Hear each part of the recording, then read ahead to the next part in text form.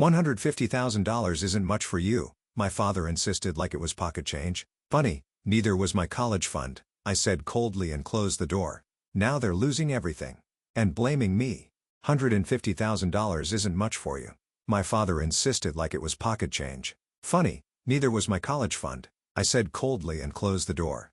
Now they're losing everything and blaming me. Follow my journey and share your thoughts. 1 year ago, I found myself standing outside my childhood home. The place where I was born and raised. The overcast sky reflected my emotions perfectly. It had been 15 years since I last set foot there.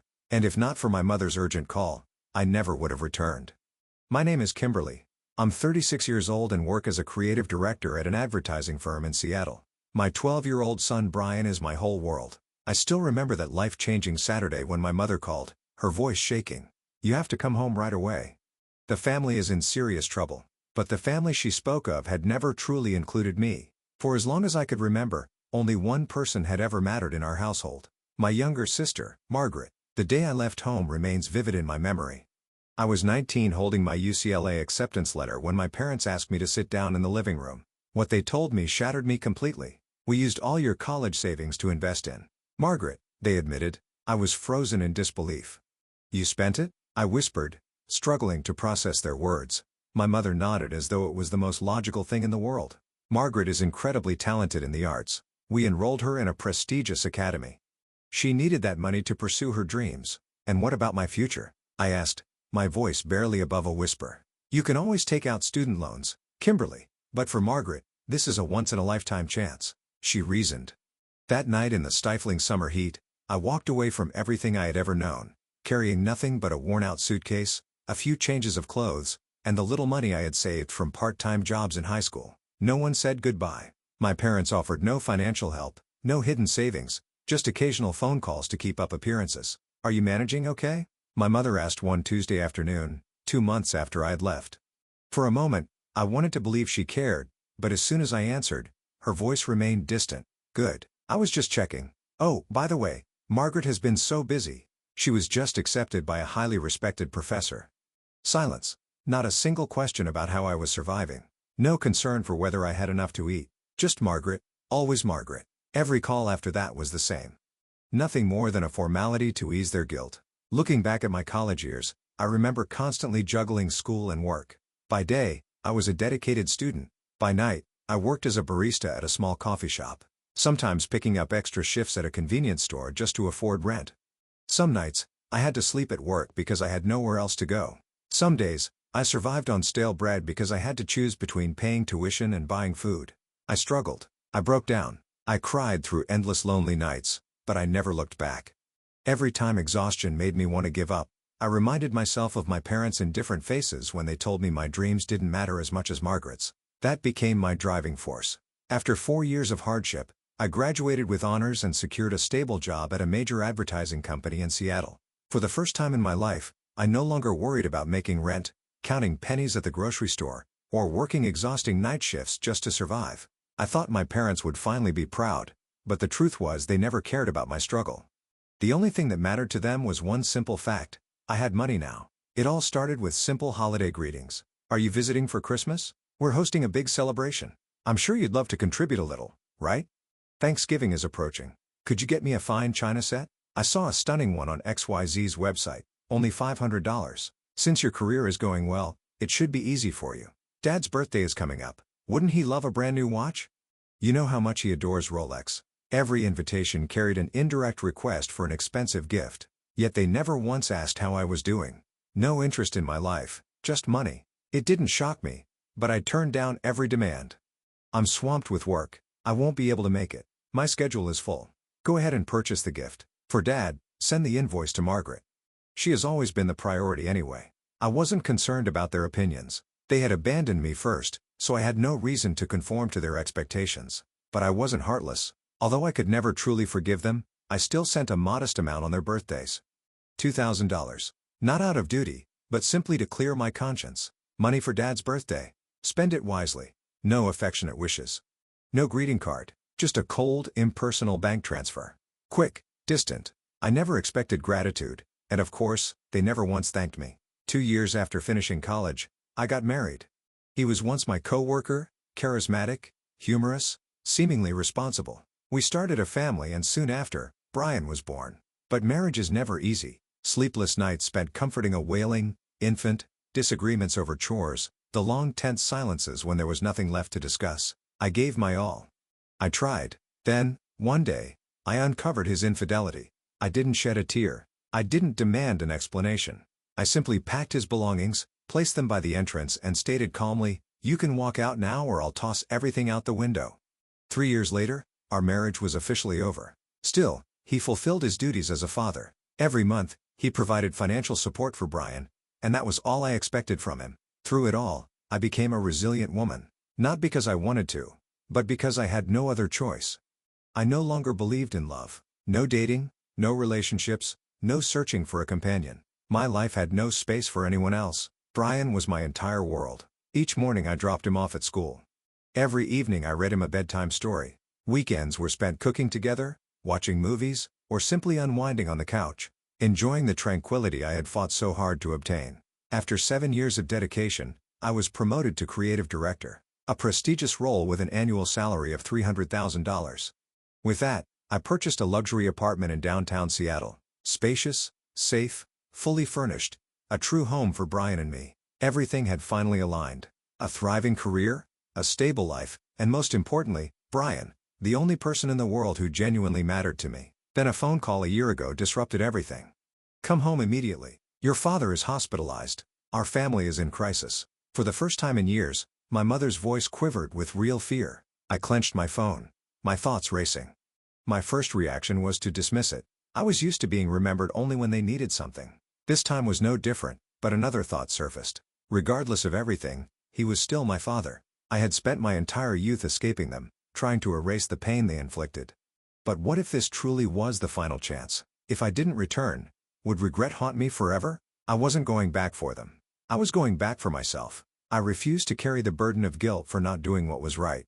The following afternoon, after a long drive, I reached home. My mother had already informed me that my father had been discharged from the hospital. As I parked, the front door swung open. There she stood, eyes swollen, face weary, appearing far older than I remembered. Perhaps it was time or maybe the consequences of her choices. Inside, my father sat in his usual spot in the living room, shoulders slightly slumped, his once dark hair now streaked with silver. I stepped forward, Brian at my side, quietly absorbing everything around him. My mother's gaze darted past me, locking onto him. Only then did they truly acknowledge my presence. For the first time, they noticed someone other than themselves. "Oh my God," my mother murmured, her hand covering her mouth. My father blinked rapidly, as if struggling to believe what he was seeing. Brian, the grandson they had never asked about, never shown concern for, never attempted to meet. He stood there, his blue eyes reflecting mine, wavy brown hair slightly disheveled, his small fingers clutching the hem of my shirt. "Brian, is that right?" My mother finally spoke, her voice softer than I had ever heard before. Brian gave a polite but hesitant nod, and in an instant their entire demeanor shifted. The very people who had ignored me for years now transformed into doting grandparents. "You've grown so much," my mother gushed, beaming. My father nodded, inspecting him. "He's just like Kimberly at that age, but taller." "Do you like sports, son? I could teach you golf." I stood still, watching their charade unfold. Moments ago they acted as though I didn't exist, but now, upon seeing Brian, they were suddenly desperate to play the role of affectionate grandparents, pretending the years of neglect never happened. After a few moments of admiration, my mother gestured for me to sit. I remained standing, arms crossed. "Let's drop the performance. What do you want?" She hesitated, biting her lip as her eyes welled with tears. "The house is being seized by the bank. We need your help." I wasn't shocked. The moment she had called, I had already guessed the real reason. I waited for the inevitable and predictably, it followed. "Margaret borrowed a huge amount to fund her boutique," my mother confessed. "It collapsed. She can't repay the debt. We used the house as collateral to support her and now the bank is taking it back." I let out a bitter laugh. Margaret, it was always about Margaret. She made reckless decisions and they rushed to rescue her. She created problems and I was expected to fix them. I turned to my father. "So now you expect me to cover her debts?" Without the slightest trace of shame he nodded. "You have a successful career, Kimberly. Just contribute a little so we can keep the house." I scoffed. "We?" They exchanged glances but remained silent, because deep down they knew the truth. I had never truly been part of their family, but I was no longer the powerless girl I had been 15 years ago. I folded my arms. How much is it? They hesitated as if caught off guard by my question. My mother swallowed hard before speaking carefully. Around $250,000. But if we can pay $150,000 immediately, the bank might extend the deadline. I exhaled sharply, shaking my head in disbelief. $150,000? And you actually believe I just handed over? My father sighed. Kimberly, that amount isn't much. For you. I clenched my hands into fists, forcing myself to stay calm. Before I could utter a word, the door flung open. Margaret strode in, arching a brow at the sight of me, her face full of amusement and disdain. Wow. You actually came. Here to play the savior? I released a slow breath. No. I've just seen too many times how easily they toss me aside for. Margaret scoffed, arms crossing, her tone razor sharp. You love making yourself the victim, don't you? I held her gaze, heat rising in my chest. Margaret, the pampered younger sister who had never struggled, who treated everything as if it belonged to her by default. My parents had taken everything from me to provide her with a perfect life, and now, here she stood without shame, without gratitude, waiting for me to rescue her yet again. Not this time. Taking a deep breath, I looked directly at my parents and sister. My words crisp and firm. I need time to consider. You'll have my decision in 3 days. My mother exhaled in relief, as if a burden had momentarily been lifted. My father gave a small nod, maintaining a neutral expression, though his eyes revealed his eagerness. Margaret, however, rolled her eyes, a smirk tugging at her lips. Still pretending? We all know you'll be back, checkbook in hand. I didn't react. There was no need. Without another word, I took Brian's hand and walked out, leaving behind a room thick with expectation. On the drive home, Brian broke the silence, his voice gentle but concerned. Mom, are you okay? I smiled at him, squeezing his small hand reassuringly. I'm alright, Brian. Just sorting through some things in my head. He nodded, not pressing further, though I knew he sensed the weight on my shoulders. Once home, I grabbed my phone and dialed Paul, a close friend from college, now a real estate lawyer. He answered quickly, but I skipped any greetings.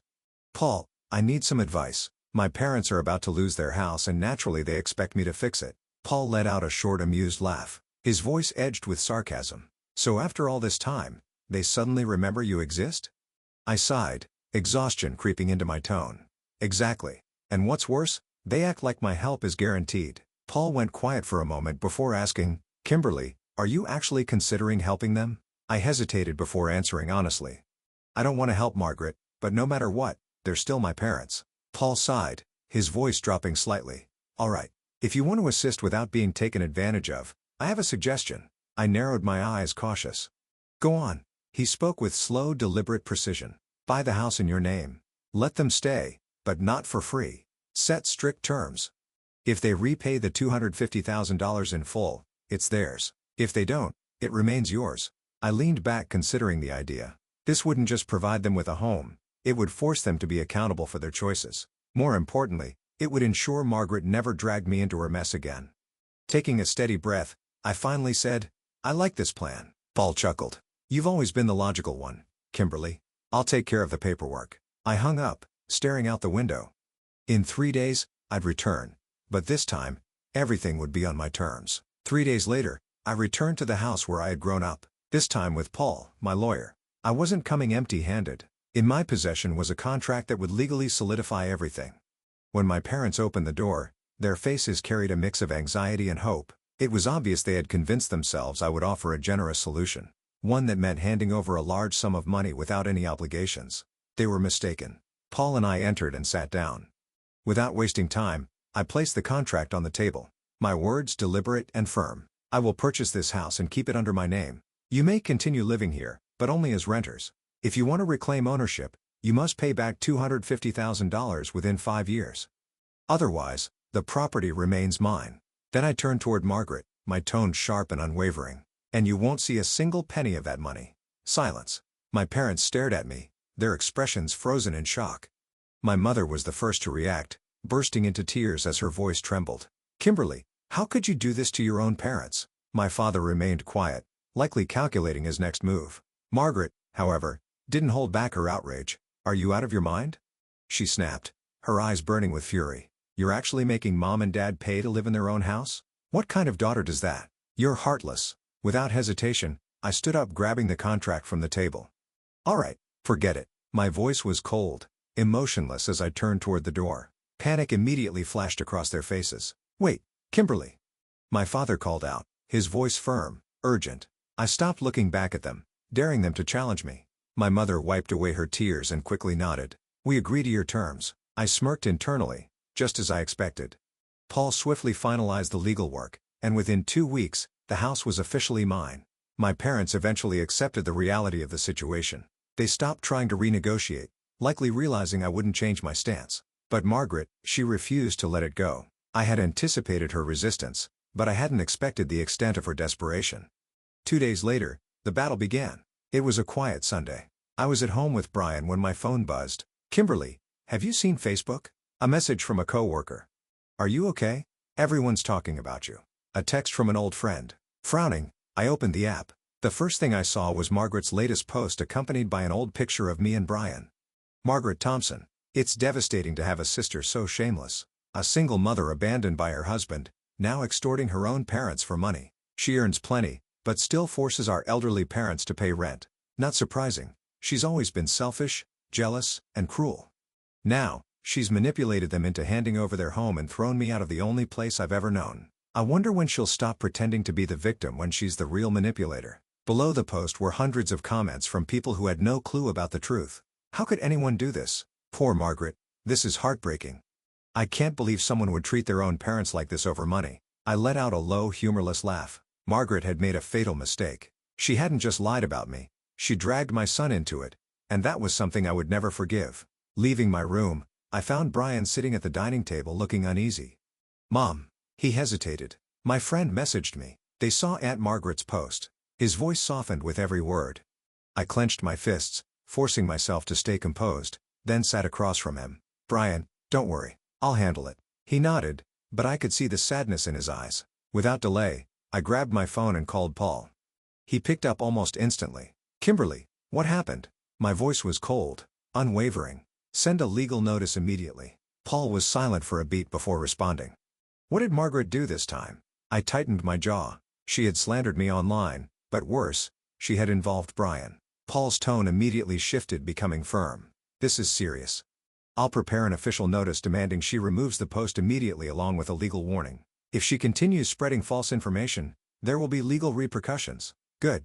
I inhaled deeply before adding, "I want her out of my house within 48 hours. Paul didn't sound the least bit surprised. I suspected this would happen sooner or later. "I'll take care of the legal formalities, but brace yourself. She won't go down without a fight." I let out a dry, humorless chuckle. You know me.